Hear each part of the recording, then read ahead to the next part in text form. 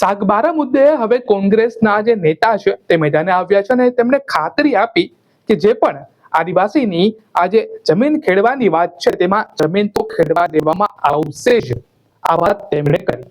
હવે આદિવાસી અને વન વિભાગની જે બબાલ છે તે છેલ્લા કેટલાક મહિનાથી ચાલે છે. હવે આ મુદ્દે મનસુખ વસાવા પણ મેદાને ઉતર્યા છે. મનસુખ વસાવાએ સીએમ સાથે મુલાકાત પણ કરી, પરંતુ કઈ સોલ્યુશન ના આવ્યું. માટે આ જે ધરણાઓ છે તે હજી સુધી પણ ચાલી રહ્યા છે. હવે આ મુદ્દે કોંગ્રેસના એક નેતા કહે છે કે જે પણ આદિવાસીને સોલ્યુશન જોતું છે તે એને મળશે ને મળશે જ. હવે તેમને આટલું કોન્ફિડન્સથી શું કરવાને કહ્યું, આવો જાણીએ. સાથે હું ભારતીય રાષ્ટ્રીય કોંગ્રેસ પક્ષનો પ્રદેશ ડેલિગેટ પણ છું. હું છેલ્લા 12 દિવસથી ખોપી ગામના આગેવાનો સાથે ધરણામાં આવ્યા કરું છું રોજ, અને આવ્યા પછી રોજ ને રોજ નવી માહિતી મને મળે છે. ખાસ કરીને દરેક પાર્ટીના આગેવાન સમાજો આ સમર્થનને ટેકો આપે છે. વિશેષ આજે જોતા આનંદની વાત છે કે ઉમરપાડા તાલુકાના જે આગેવાન છે ચંદ્રકાંતભાઈ, વન અધિકાર સમિતિના કોટારમપુરાના પ્રમુખ છે, એમણે પણ સમર્થન જાહેર કર્યું.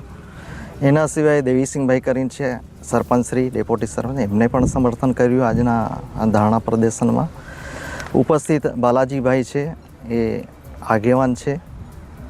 અને છેલ્લે એક મંત્રીશ્રી વન અધિકારના ડોગરીપણના પ્રમુખ મંત્રીનું નિવેદનથી પણ અમને અહીંયા જાણવા મળ્યું કે અમે ઉમરપાડા તાલુકાના સમગ્ર આગેવાન વન સમિતિના આગેવાનો આ ધરણાને અમે સમર્થન કરીએ છીએ. એની સાથે થોડીક ચર્ચા કરી, તો ચર્ચા કર્યા બાદ એમને એવું કહેવામાં આવ્યું કે અમે જે 1200 જેવી અરજીઓ અમારા હાથથી લખીને અરજીઓ કરેલી છે વન દાવાની, અને એ પંચાયત જે પ્રાઇમરી સ્ટેજના જે દાવા માટે પ્રાઇમરી કામ કર્યું છે એ જ લોકો આજે આપણને સમર્થન કરે છે. આજે આપણા સાંસદ શ્રી મનસુખભાઈ પણ આવેલા છે, એમની સાથે દયારામ ડૉક્ટર પણ આવેલા છે, અને વિશેષ આગેવાનો સરપંચો ભેગા થયેલા છે.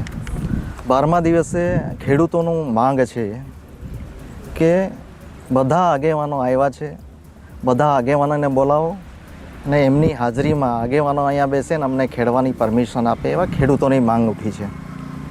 ખરેખર 2 વર્ષથી ખેડવા નહીં દેતા, એટલો જ પ્રશ્ન પહેલાં ખેડી લીધું છે. તો આજે અમને ખેડવા દે, તમારી જે વરસાદી ખેતી છે એ ખેતી અમારી સારી રીતે થાય અને અમારી જે કબજાની જમીન છે એ અમારા હક અને અધિકારમાં રહે, એ આજે ખેડૂતોની માંગ છે.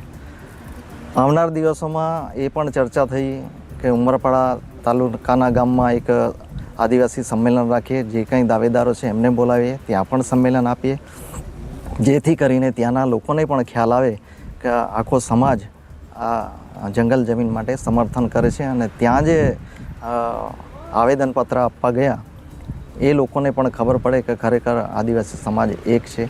એના માટે બી આ એક પ્રોગ્રામ થવાનો છે.